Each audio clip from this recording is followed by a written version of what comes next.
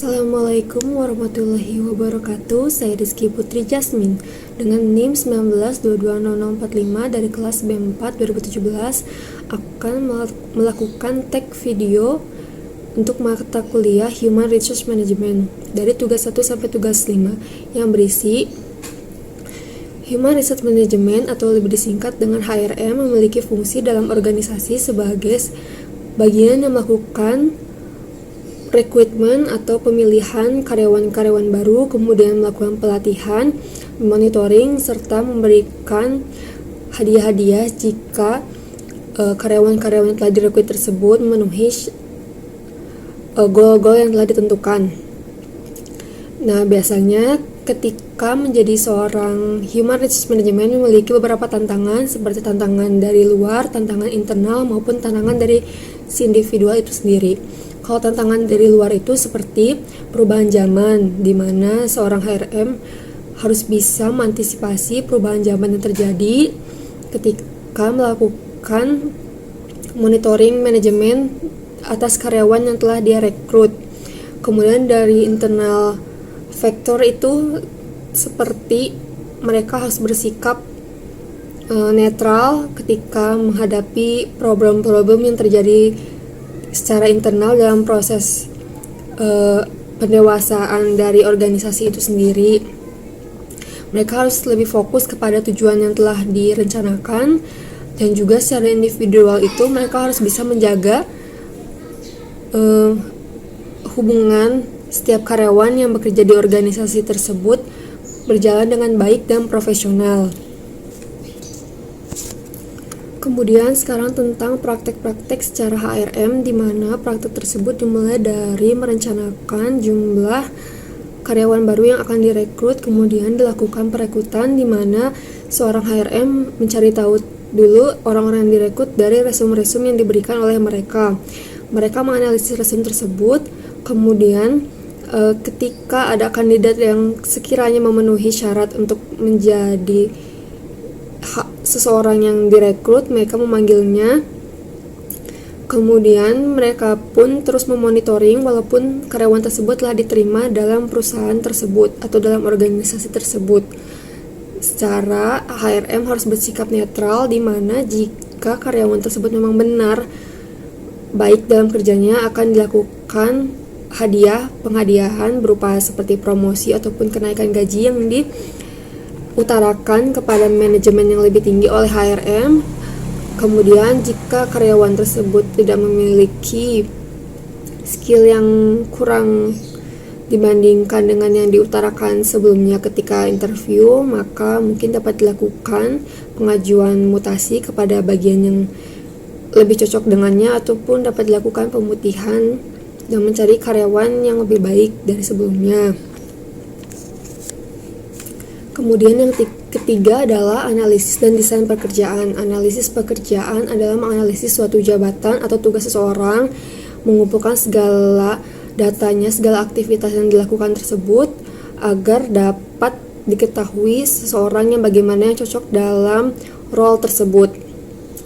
Dalam pengumpulan data analisis dapat dilakukan secara langsung seperti HRM turun langsung dan mengobservasi, memantau apa yang dikerjakan oleh karyawan tersebut, ataupun dengan kuesioner dan pelatihan-pelatihan dan pemantapan sesuai dengan aturan-aturan yang berlaku. Kemudian bisa dipantau juga melalui buku diary atau logbook yang mereka isi setiap hari mereka melakukan pekerjaan. Data-data tersebut dianalisis dan dimasukkan ke dalam uraian tugas jabatan dari organisasi tersebut pada bagian tersebut. Dan kemudian jika terjadi penyelewengan ataupun perubahan dari tugas kerja, maka dilakukan pengkajian ulang. Dari hasil uraian tugas jabatan tersebut dapat diketahui apakah karyawan tersebut cocok bekerja pada bagian tersebut untuk dapat mengejar tujuan dari perusahaan atau dari organisasi yang telah direncanakan sebelumnya. Jika tidak, maka hal tersebut dapat dilakukan perubahan seperti rotasi, mutasi, demosi, bahkan promosi.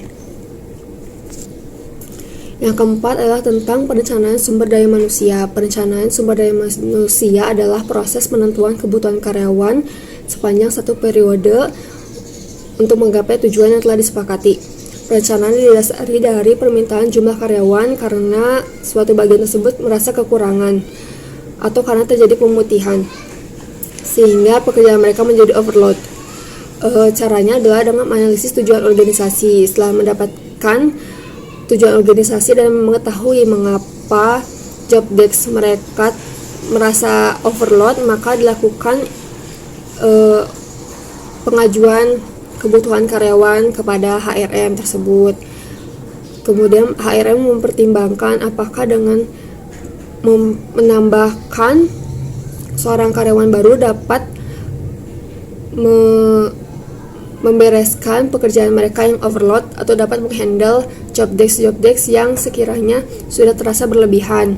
Jika tidak, dapat dilakukan juga mutasi ataupun penarikan dari bagian lain yang memiliki karyawan berlebih. Kemudian dilakukannya memperkirakan kesenjangan di mana hasil perbandingan kebutuhan akan karyawan dijalankan. Kemudian dilakukan pula pemantauan di mana monitoring tujuan dengan adanya perekrutan atau penarikan dan lain sebagainya, apakah mengekses ekspektasi atau melalui ekspektasi yang telah dibayangkan. Yang terakhir adalah tentang rekrutmen sumber daya manusia. Rekrutmen adalah proses pengambilan tenaga kerja dari lingkungan eksternal untuk mengisi posisi yang kosong pada suatu organisasi. Terjadinya posisi kosong dapat dikarenakan ada karyawan yang keluar ataupun pertumbuhan, perubahan struktur, ataupun pemutaran karyawan, ataupun terjadi pemutihan di beberapa bulan sebelumnya. Pencarian tenaga kerja bertujuan untuk memenuhi syarat mengisi kekosongan dari bagian tersebut. Pertama yang dilakukan oleh HRM adalah membuat klasifikasi lowongan pekerjaan yang dibutuhkan sehingga para pelamar kerja dapat mengspesifikasikan melalui parameter tersebut apakah mereka mumpuni untuk mengisi bagian tersebut. Kemudian para pelamar akan mengirimkan kurikulum vitae-nya atau resumenya kepada organisasi tersebut, dan organisasi tersebut dapat menelaah dan menganalisis mereka sebelum bertemu secara langsung melalui resumenya. Jika didapati kandidat-kandidat yang siap sekiranya cocok untuk memenuhi kriteria yang telah diutarakan, maka akan dilakukan pemanggilan interview, dan pemanggilan interview juga dilihat dari kesiapan, kesopanan jawaban dan sikap dalam sesi tersebut. Kemudian akan dilanjutkan dengan berdiskusi lebih lanjut tentang uraian tugas jabatannya, lama kontrak kerja serta gaji yang ditawarkan. Jika pelamar memenuhi syarat, maka pelamar tersebut akan dihubungi kembali untuk mengisi posisi yang dilamarnya. Dalam organisasi tersebut tidak berhenti dalam hal seperti itu saja, karena setelah karyawan bekerja dalam organisasi, mereka masih dalam kondisi magang. Kondisi magang biasanya terjadi sekiranya 3 bulan. Jika mereka lulus dari kondisi magang tersebut, maka dapat dilanjutkan kontraknya ataupun dapat diangkat menjadi karyawan tetap. Maka dari 3 bulan tersebut, etos kerja mereka diuji secara tidak langsung. Sekian penjelasan video saya untuk UTS dari matkul Human Resources Management. Terima kasih atas perhatiannya dan waktunya untuk menonton video ini. Wassalamualaikum warahmatullahi wabarakatuh.